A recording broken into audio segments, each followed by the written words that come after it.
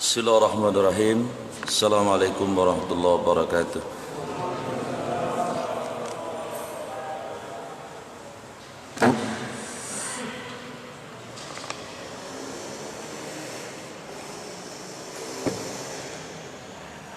Hamdan wa syukran lillah, salatan wa salam ala rasulillah wa ala alihi wa sahbihi wa man walah, amma ba'd. Jamaah yang Allah muliakan, semoga seluruh rangkaian aktivitas kita dari sejak bangun subuh sampai dengan maghrib kali ini semuanya dihitung oleh Allah sebagai ibadah. Amin ya rabbal alamin. Dan semoga kita bagian orang-orang yang disebut oleh Rasulullah sebagai khairukum man ta'allamal Qur'ana wa 'allamah. Jadi sebaik-baik kalian adalah orang yang man ta'allamal Qur'an wa 'allamah, mau belajar Al-Qur'an dan mau mengajarkan Al-Qur'an. Quran juga termasuk adalah masadir al-ajr, sumber pahala. Jadi siapa yang mendekat Al-Quran itu mendekati kepada sumber pahala. Quran minal Quran, satu huruf yang kita baca maka asyara hasanat, Allah beri 10 pahala atau ganjar. Jamaah yang saya muliakan, kita lanjutkan tadabbur kita surat Al-Baqarah, surat yang paling panjang di dalam Al-Quran, ada 286 ayat. Artinya sapi betina, karena nanti ada kisah tentang sapi betina.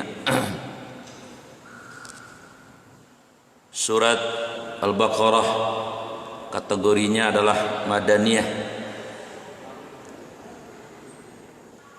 Kemudian salah satu keutamaan surat Al-Baqarah adalah sebagaimana hadis yang diriwayatkan oleh Imam Muslim dari Abu Hurairah, fala taj'alu buyutakum kubura, jangan jadikan rumah kalian ini kuburan. Baitul ladzi fihi surah Al-Baqarah la yadkhulu asy-syaitan abada, rumah yang dibacakan maka insyaallah tidak dimasuki syaitan. Ini salah satu keutamaan. Di dalam surat Al-Baqarah juga ada ayat yang paling agung, disebutnya ayat yang paling agung, ayatul azim, itu ayat kursi. Man qara'a ayatul kurs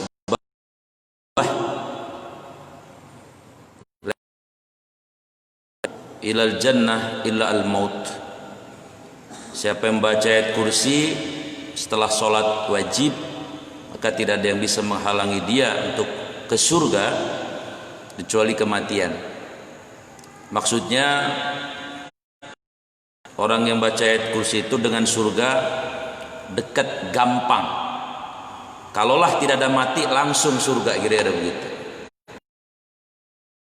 Dulu kematian orang ke surga itu. Baik, kita tadabburi ayat yang pertama. A'udzubillahi minasyaitonirrajim. Alif Lam Mim. Ini disebut dengan, saya kira jamaah sudah tahu semualah, ayat mutasyabihat. Quran ada dua kategori ayat. Ada ayat muhkamat yang jelas, ditafsirkan pun sudah jelas, yang bisa dipetik mutasyabihat, yang belum jelas, seperti dalam hadis disebutkan al halalu bayyin al haram ma bainahuma biha. Yang halal jelas, yang haram jelas. Tapi di antara yang halal dan haram, tengah-tengahnya ada mutasyabihat yang belum jelas. Nah, kita orang beriman dianjurkan kalau perkara urusan muamalah yang tidak jelas itu sebaiknya ditinggalkan. Jadi alif lam itu ayat mutasyabihat. Para ulama ahlus sunnah wal jamaah kalau bicara tentang ayat mutasyabihat itu menyerahkan Allah dan Rasulnya. Jadi alif lam mim ya artinya hanya Allah saja yang tahu. Kalaupun ada yang mau mengambil hikmahnya boleh. Misalnya ada seorang ulama mengatakan alif lam adanya adalah Allah, ya. Lamnya malaikat Jibril, Nabi Muhammad. Tapi itu adalah interpretasi pendapat. Hakikatnya arti alif lam mim ini hanya Allah saja yang tahu. Kenapa kok ada ayat yang seperti ini? Para ulama Quran mengatakan ini adalah min i'jazil Quran, sebagian dari kemukjizatan Al-Quran. Karena konteks latar Al-Quran itu diturunkan adalah ketika Rasulullah hidup pada zaman yang namanya sastra itu diagung-agungkan. Sastrawan Arab itu seperti selebritis, makin pandai sastra makin punya tempat. Nah, dalam sejarah termasuk ahli sastra itu adalah Walid ibnu Mughirah, Abu Lahab, itu ahli-ahli bahasa. Makanya bukan disebut itu bapak yang bodoh, bukan bapak jahal bodoh, berarti bukan dia bodoh, bukan, dia ahli hukum, ahli sastra, tapi dia bodoh dalam urusan Al-Quran. Mestinya mah kalau dia memang paham sastra Arab, mestinya lempengannya ke sini nih, dia malah mestinya paling hebat memahami Al-Quran. Cuman karena dia orang kafir, ya sudah, tidak dapat hidayah. Tapi kalau disuruh baca, Abu Jahal bisa, karena Al-Quran itu adalah turun di Arab. Zaman modern juga ada orang kayak Abu Jahal, namanya Sonogronye. Sonogronye itu jabatannya adalah sebagai penasihat atas penasihat orang Belanda, dan dia menyimpulkan kenapa beberapa daerah di Indonesia itu, khususnya Aceh, karena dia orang pintar, menyimpulkan karena Indonesia ini mayoritas Muslim, dan karena mayoritas Muslim ada paku-pakunya. Nah, paku-pakunya itu ulama.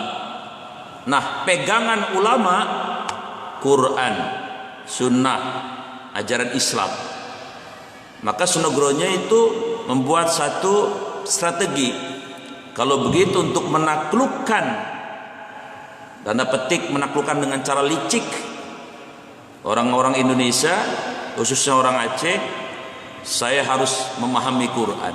Dan ternyata benar, dia sampai 8 tahun belajar Islam di Mekah, dan dia konon hafal Quran, hafal hadis sekian banyak, bahasanya sastra Arabnya luar biasa.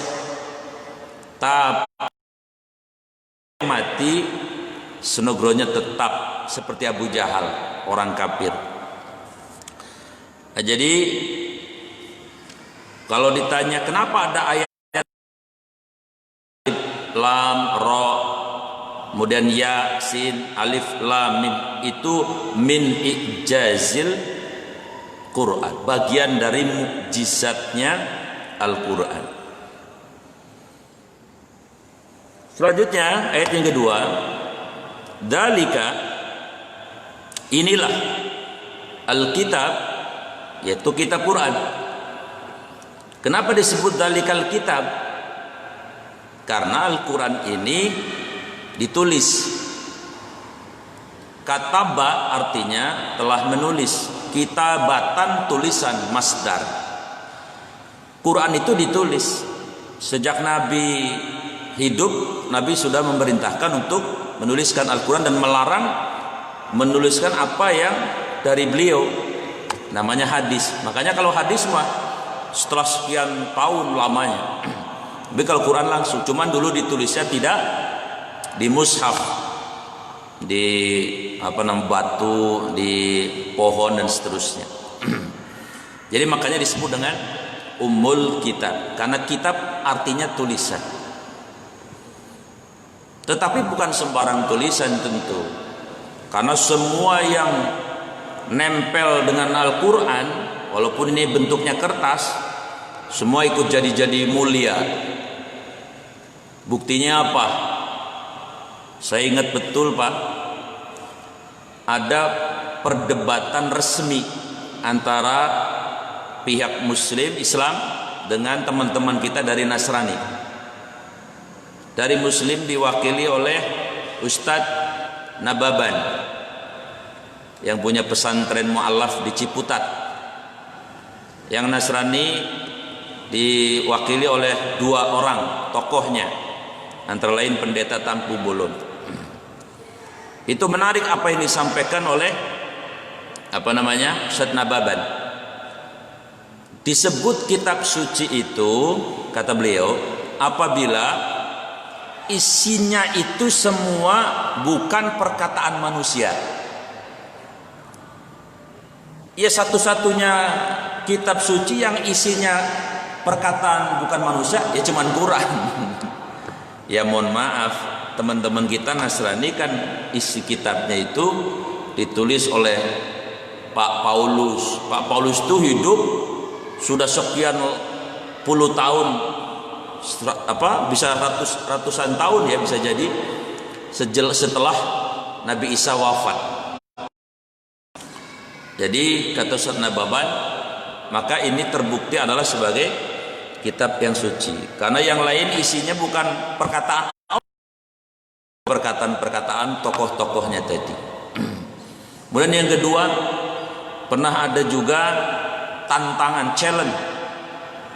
Jadi di India itu pernah kejadian, Pakistan ya, ada dua tokoh Nasrani yang tokoh Islamnya nantang, kalau Anda benar-benar meragukan Al-Quran, saya tantang, berani nggak Anda menginjak Al-Quran? Ditantang begitu. Nah sebaliknya yang dari Nasrani bilang ke tokoh Muslim, kalau Anda berani nggak menginjak Alkitab? Berani. Kenapa? Karena selain Al-Quran itu bukan kitab suci, karena isinya bukan perkataan Tuhan. Kalau yang tokoh Islam berani, kalau yang non Islam berani Pak nginjak Quran, karena dia juga orang Yahudi itu tahu kebenaran Al-Quran. Oh, tahu betul, cuman tidak mengakui. Ya, jadi kenapa disebut dalikal kitab? Kenapa Quran disebut kitab? Karena bentuknya mushaf, tulisan. Kalau disebut Quran, kenapa disebut Quran? Itu dari kata qara. Karena Quran itu adalah bacaan. Tadi hadisnya, man qara'a minal Quran, siapa baca Quran satu huruf 10. Dalikal kitab. Inilah Alkitab. Inilah kitab Quran. Yaitu firman Allah yang ditulis maksudnya. La raiba fi. Tidak boleh ada yang ragu. Tidak boleh ada yang ragu. Raib itu maknanya pasti. Maka ada hadis riwayat Tirmidzi yang berbunyi apa? Da ma yaribu ila ma la yaribu. Tinggalkan yang meragukan menuju yang pasti alias tidak meragukan. Innal,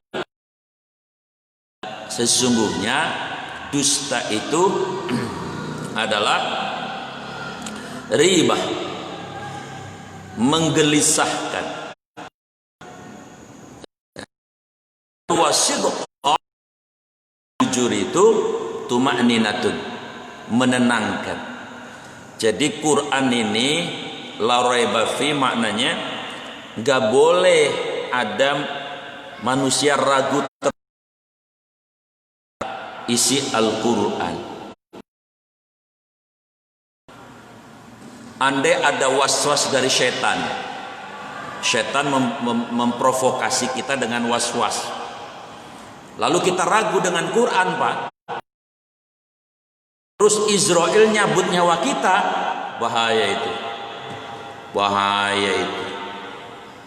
Kalau ragu sama yang lain, maka coba sama Quran ragu. Tak boleh lah, roib, pastikan jangan ada ragu di dalam.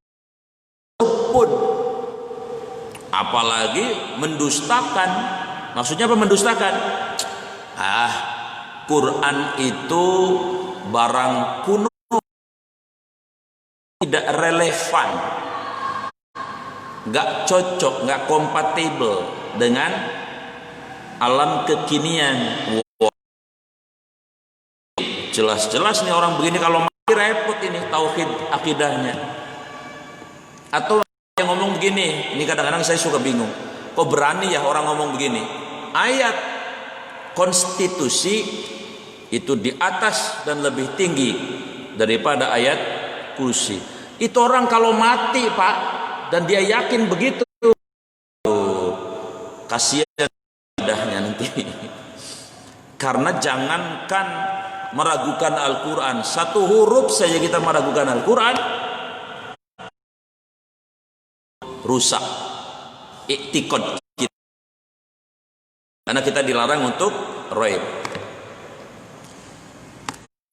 La raiba fi. Lalu kemudian hudan, Al-Quran, tapi lil muttaqin. Kok begitu? Iya. Mohon maaf, Pak. Dua substansinya ya. Values,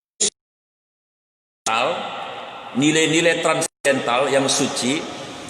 Yang kedua isinya adalah sains dan teknologi dan ulumul kauni, ilmu-ilmu pengetahuan.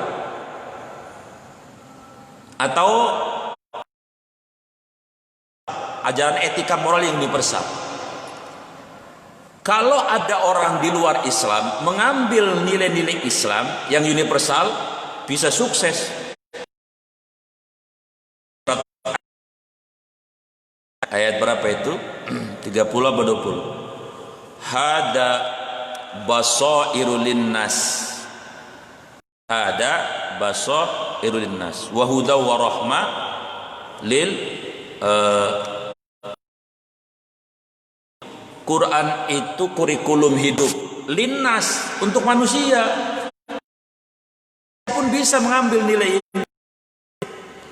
Saya masih ingat kultum Roma 3 tahun yang lalu di sini. Saya pernah nyampein tuh. Itu negara paling minimal, yang paling sedikit koruptor Ternyata bukan negara Timur Tengah, bukan Asia Tenggara, termasuk bukan Indonesia yang mayoritas muslim, bukan. Tapi negara-negara seperti Swedia, Finlandia, Denmark. Ya tentu mereka tidak pernah baca, tidak pernah kenal ayat surat Al-Hadid ayat 4 misalnya. Wa huwa ma'akum aina ma kuntum, dialah Allah yang 24 jam. Nilainya karena ini sudah universal bahwa menyertai kita 24 jam. Lah kalau orang udah Tuhan menyertai 24, lah ilokan mau ngambil yang bukan haknya sih, kan begitu. Jadi mereka yang dapat hasil. Wal asri, demi waktu, manajemen waktu. Saya pernah nyontoin ya, kalau bapak janjian sama orang Jepang jam 6:30 tepat dia datang. Kadang-kadang belum waktunya udah dia datang duluan. Tapi kita janjian sama orang Cikupa misalnya janjian jam 6:30, insya Allah ya 7:30 afwan, maaf ya, ya sudah kita maafin. Kalau orang Jepang waktu berharga, semenit berharga, apalagi 1 jam. Coba kita klik, padahal ada rapat yang sangat penting di mana kita harus tanda tangan. Nangis India bisa kita. Yang menghargai istri siapa? Orang Jepang. Karena ini universal. Siapapun bisa sukses dalam urusan dunia. Terus nilai di dalam negara yang sangat ramah terhadap lingkungan, Finlandia. Jadi tempat manusia buat manusia, tempat pohon buat pohon, tempat hewan buat hewan. Tapi kita yang hafal ayatnya, dhaharul fasadu fil barri wal bahri bima kasabat aidin nas, telah nampak kerusakan di darat dan di laut akibat ulah kerakusan manusia. Ayatnya, tapi yang amal ya. Ini hebatnya Al-Quran, values-nya universal, bisa mengadopsi. Tapi isinya tentang tadi values universal, ada nilai-nilai khusus yang tidak bisa diambil oleh sembarangan kecuali orang yang muttaqin. Maka tadi hudan lil muttaqin, nilai keimanan. Mohon maaf, hana muttaqin kan apa? Imtisalu awamirhi wajtinabu nawahi. Orang yang berusaha Allah sama Nabi, lalu ngerjain apa yang diperintahkan Allah sama Nabi. Itu definisi takwa sederhana. Nah, kalau ada orang sudah begitu, Quran Pak, gampang banget masuknya. Kan makanya ada orang suka bilang begini, Ustadz saya udah baca Quran, apa ya hati saya masih belum tenang-tenang baik. Saya udah giroh banget nih sama Quran Ustadz, tapi kok saya belum paham-paham juga gimana ini ya. Mohon maaf, syarat yang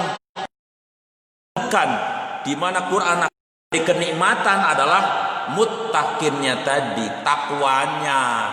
Lah kalau ente belang bentong, maksudnya belang bentong nggak punya takwa, apa itu nggak punya takwa? Contohnya STMJ, sholat mah jalan, terus maksiat dokoh, ya nggak mungkin masuk. Jaga sembung ke Gedawung, bakal nyambung, makan rebung lagi. Walaupun baca sampai khatam juga, kenapa ya nggak ada dampaknya? Ya iya, ente nggak punya takwa. Kata Allah, ini jadi petunjuk adalah untuk yang punya takwa. Kita lanjutin nanti. Mudah-mudahan ada manfaatnya. Insya Allah masih banyak waktulah, akan terus berlanjut.